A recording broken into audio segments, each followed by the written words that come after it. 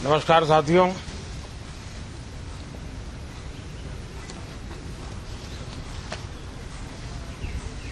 ठंड शायद विलंब से चल रही है और बहुत धीमी गति से ठंड आ रही है, लेकिन राजनीतिक गर्मी बड़ी तेजी से बढ़ रही है।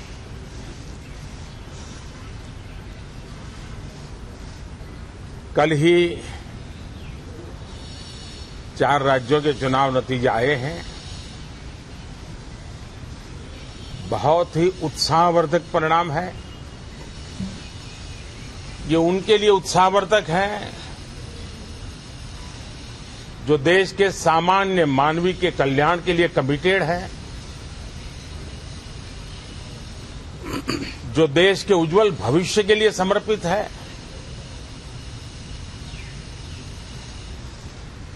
विशेषकर सभी समाजों की, सभी समूहों की, शहर और गांव की महिलाएं, सभी समाज के, सभी समूह के, गांव और शहर के युवा, हर समुदाय के, समाज के किसान और मेरे देश के गरीब, ये 4 ऐसी महत्वपूर्ण जातियां हैं जिनका एम्पावरमेंट, उनके भविष्य को सुनिश्चित करने वाली ठोस योजनाएं और लास्ट माइल डिलीवरी,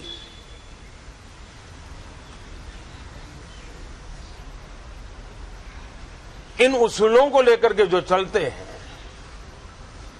उन्हें भरपूर समर्थन मिलता है। और जब गुड गवर्नेंस होता है, पूर्णतया जनहित के लिए समर्पण होता है, तो एंटी इनकम्बेंसी ये शब्द इरेलेवेंट हो जाता है।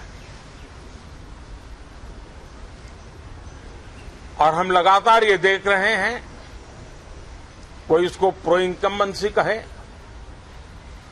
कोई इसे गुड गवर्नेंस कहे, कोई इसे ट्रांसपेरेंसी कहे, कोई उसे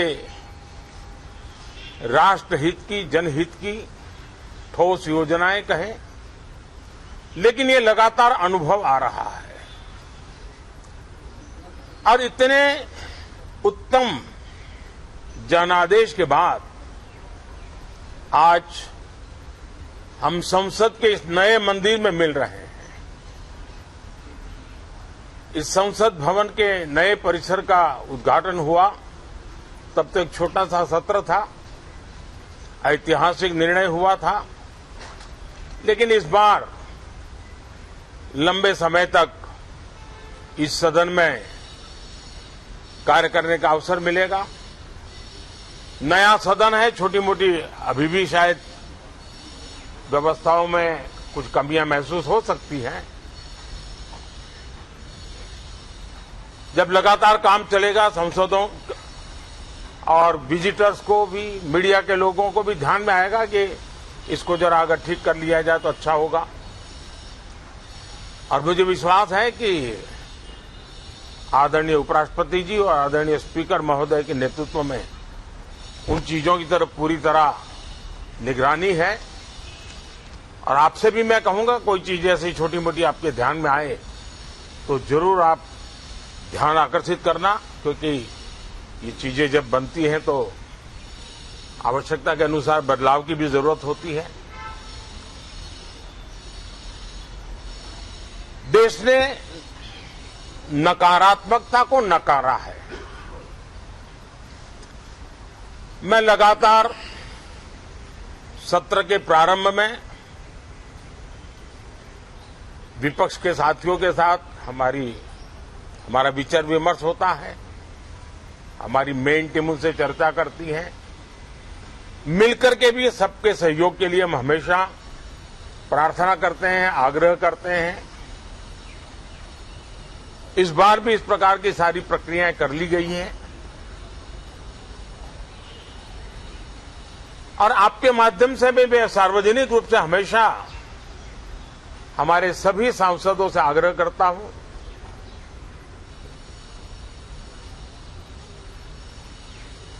लोकतंत्र का ये मंदिर जन आकांक्षाओं के लिए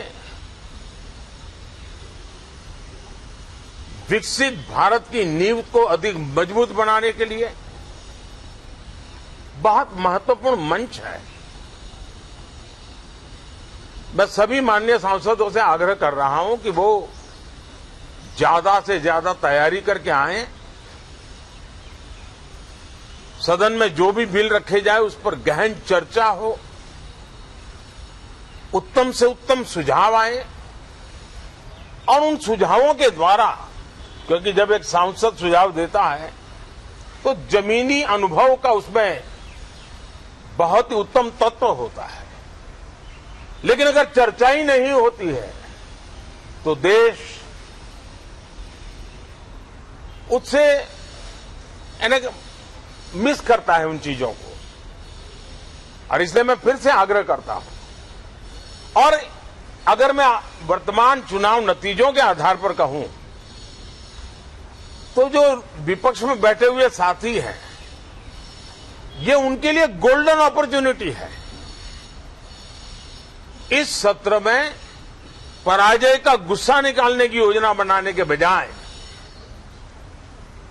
इस पराजय में से सीख करके पिछले 9 साल से चलाई गई नकारात्मकता की प्रवृत्ति को छोड़ करके इस सत्र में अगर सकारात्मकता के साथ आगे बढ़ेंगे तो देश उनके तरफ देखने का दृष्टिकोण बदलेगा, उनके लिए एक नया द्वार खुल सकता है। और वो विपक्ष में है तो भी उनको एक अच्छी एडवाइस दे रहा हूं कि आइए सकारात्मक विचार लेकर के आइए। अगर हम 10 कदम चलते तो आप 12 कदम करके फैसला लेकर के आइए। हर किसी का भविष्य उज्जवल है, निराश होने की जरूरत नहीं है, लेकिन कृपा करके बाहर के पराजय का गुस्सा सदन में मत उतारना। हताशा निराशा होगी, आपके साथियों को आपका दम दिखाने के लिए कुछ न कुछ करना भी पड़ेगा, लेकिन कम से कम लोकतंत्र के इस मंदिर को वो मंच मत बनाइए। और अभी भी मैं कहता हूं, मैं मेरे लंबे अनुभव के आधार पर कहता हूं कि थोड़ा सा अपना रुख बदलिए, विरोध के लिए विरोध का तरीका छोड़िए, देश हित में सकारात्मक चीजों का साथ दीजिए, अच्छी उसमें जो कमियां हो उसकी डिबेट कीजिए। आप देखिए देश के मन में आज जो ऐसी कुछ बातों पर नफरत पैदा हो रही है, हो सकता है वो मोहब्बत में बदल जाए, तो मौका है, ये मौका जाने मत दीजिए। और इसलिए हर बार मैं करबद्ध प्रार्थना करता रहा हूं कि सदन में सहयोग दीजिए। आज मैं राजनीतिक दृष्टिकोण से भी कहना चाहता हूं कि आपका भी भला इसमें है कि आप देश को सकारात्मकता का संदेश दें, आपकी छवि नफरत की और नकारात्मकता की बने, वो लोकतंत्र के लिए अच्छा नहीं है। लोकतंत्र में विपक्ष भी इतना ही महत्वपूर्ण है, उतना ही मूल्यवान है और उतना ही सामर्थ्यवान भी होना चाहिए। और लोकतंत्र की भलाई के लिए मैं फिर से एक बार अपनी ये भावना को प्रकट करता हूं। 2047 अब देश विकसित होने के लक्ष्य में लंबा इंतजार करना नहीं चाहता है।